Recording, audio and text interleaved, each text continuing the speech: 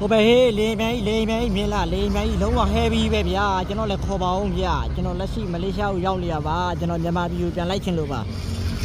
လေမြိုင်အာရှလေကြောင်းလိုင်းကလာမသိဘူးကျွန်တော်မြန်မာနိုင်ငံကိုသွားမလားမသိဘူးဗျာကျွန်တော်လည်းခေါ်ပါအောင်ဗျာနော်ကျွန်တော်လိုက်ချင်လို့ပါကျွန်တော်မြန်မာနိုင်ငံကိုလိုက်ချင်လို့ပါအလဲလေးလိုက်ချင်လို့ပါအပြီးတော့မပြန်လို့မရသေးဘူးပါဆိုတော့ကျွန်တော်မြန်မာပြည်လက်ရှိစီးပွားရေးအခြေအနေကဘာလို့လို့အဆင်မပြေသေးတော့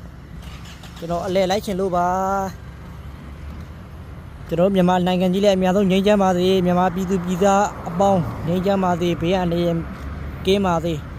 စီးပွားလက်လာပါစေအလောက်ကန်ခွင့်လန်းလေးလည်းအဆင်ပြေချောမွေ့ကြပါစေ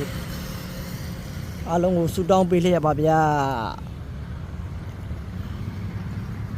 မလေးရှားရောက်အညာသားရွာသားကိုအောင်ပဲဖြစ်ပါတယ်ဒါမျိုးကျွန်တော်တို့ရောက်ရှိနေတဲ့နေရာတွေကျွန်တော်တို့ရဲ့ဘဝအတွေ့အကြုံတွေဗဟုသုတတွေကလဝေးဆွဲတဲ့နေ